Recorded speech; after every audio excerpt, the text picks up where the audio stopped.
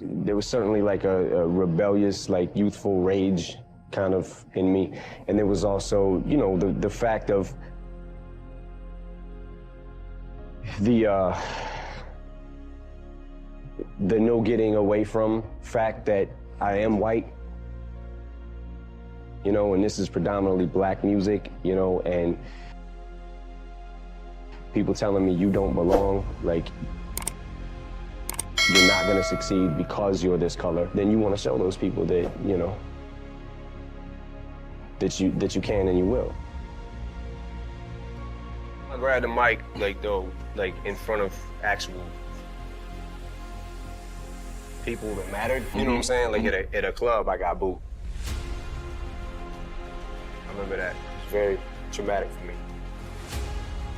And I think at that point, like the 8 Mile thing was kind of, that's when I started taking from or whatever. And I think I went home like, man, I quit. And then, you know, maybe a couple days later, a week later, I got the urge, like, nah, man, I gotta get up, gotta do it again.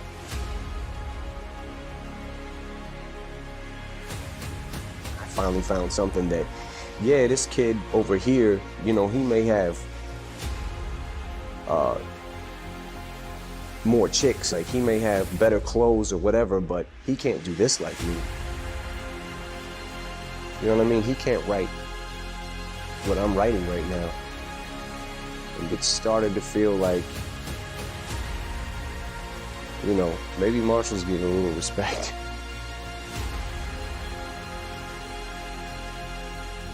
My dream was for like,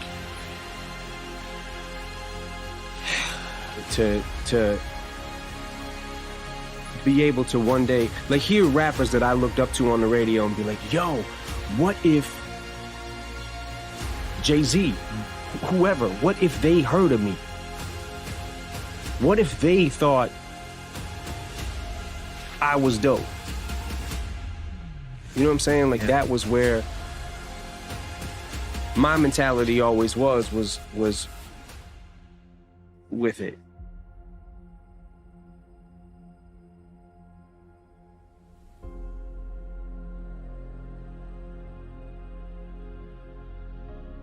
One of my greatest inspirations or things that I would feed off of basically was just obviously people not believing in the, you know, the cloud of doubt that kind of I felt hung over my head, and wanted to just prove everybody wrong. You know what I mean? I wanted to make it. And I was gonna make it regardless of what anybody said.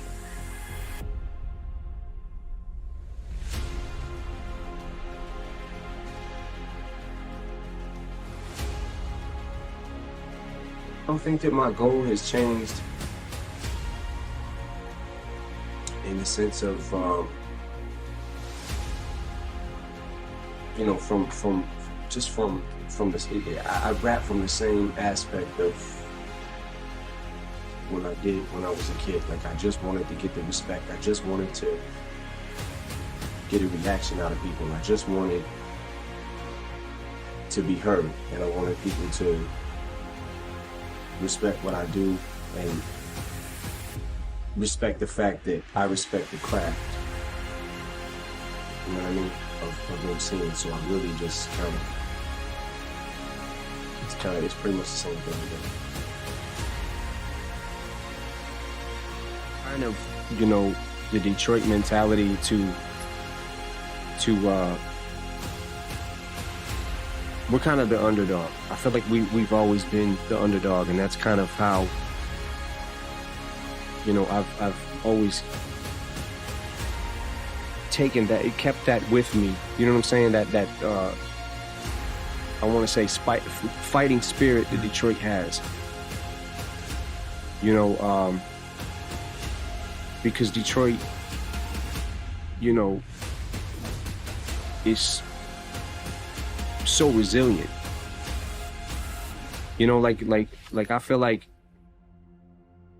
our like people there, we have this, you know, kind of Detroit versus everybody mentality, because I feel like people, the way that people look at us, they always count us out.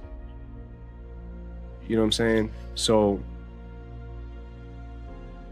I know that attitude is displayed a lot in my music, but I think that that's where it comes from, is just from, you know,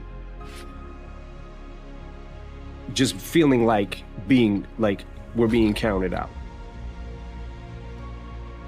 Don't be afraid to try whatever, even if the idea in the beginning is stupid. Yeah.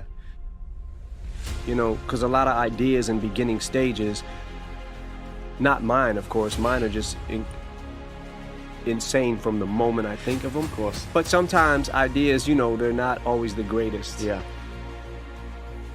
No, I mean, you know. Don't be afraid to fail, basically, to get somewhere else, to get on the journey. Absolutely. Yeah. So if you say one thing, that's going to spark another thing to lead to a better thought. Yeah.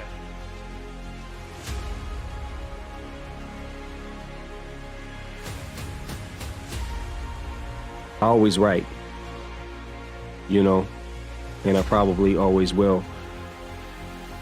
I don't know at what point, you know, whatever point I decide, like, I'm gonna put the mic down or whatever happens with that, I do feel like I always want something to do with the music.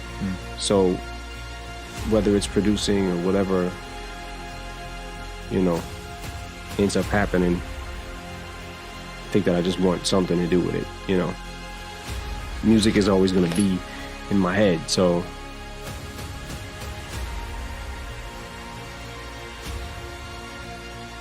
I make music, and whatever comes along that seems like it might be interesting or fun, because at this point, I just want to have fun with it, you know? Like, I just want to make sure that whatever it is something that I'm passionate about and that I believe in, you know? Because otherwise, just going through the motions. For a guy who hated school, who, you know, was in the 9th grade 3 times, you spend all your time thinking about words. I found that no matter how bad I was at school, like, and no matter how low my grades might have been at sometimes, I always was good at English. But I heard that you used to read the dictionary.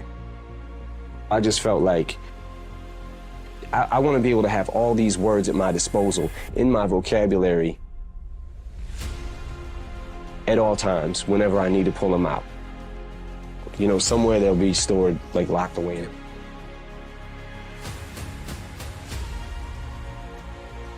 Always, with anything, you gotta take the good with the bad, you know? You might... I understand that the level of success that I'm at doesn't happen to everybody every day, but, like, you know, there's new problems you're gonna have with everything. If it wasn't my success and I was still trying to look for a job or working a dead-end job and didn't have no money to eat with, it would be those kind of problems that I would have. Yeah. Those type of family problems. How are we gonna feed Haley? How are we gonna raise her? How are we gonna stay together? How are we gonna pay our rent? Do you know what I mean? Yeah. So it would be, so now it's new problems. It's like, money's not the problem. Now it's different things. Other people interfering in our lives and our business. So you gotta take the good with the bad.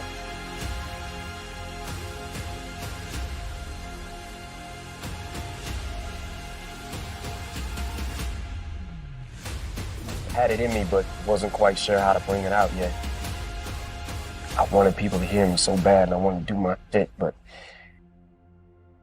it was like, you know, them jitters and them, I'm scared, I'm not scared. That whole struggle and everything, especially early on for me, which I love being on stage and stuff like that. Once I got a mic, I was cool, but it was that prompted me to do it and get up there and not be scared to grab that and just rock. I feel like anybody can do anything they set their mind to. But it depends on how bad you want it, and I wanted to do it. You know, at this stage of my life, I don't feel like there's too much that I can't do. I don't mean to sound cocky or nothing, but if I like really, really want to do it, I don't give up. That is.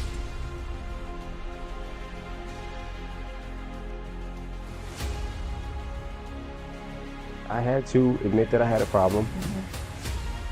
I had to, I think I had to be ready for myself. Like I had to be ready for me. I know that it's, you know, I don't mean to make it sound cliche, but you have to do it for yourself.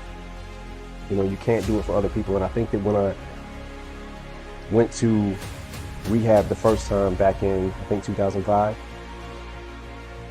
I felt like I was doing it for other people. I wasn't doing it for me. So I kind of went in, fought the system, didn't really want to listen to what anybody had to say about it, and I felt like, well, I don't have a problem like these people, you know. I just take this because I just take these pills because I can't sleep. I have a sleeping problem. I just take, you know, Vicodin for recreation, you know. And you know, then I went through a really rough period after I came home from rehab, and I lost my best friend, and kind of the reins were off. It's kind of just like, you know, screw it, this is like, you know. And from there, I really went downhill. And that's when I overdosed, got out the hospital, relapsed a short time after that, basically scared of myself, and went to some people and was like, yo, I got a problem, I need help, I can't beat this on my own. Because the whole time I think I was thinking that I could, but I couldn't.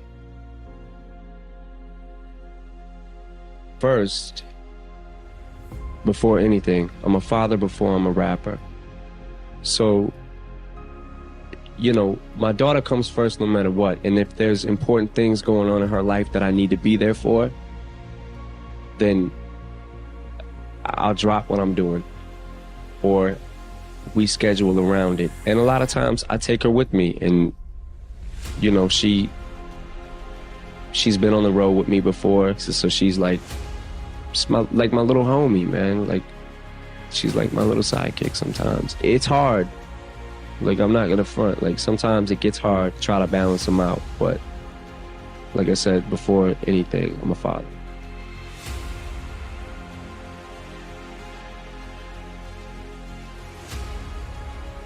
Another day, another dollar, literally.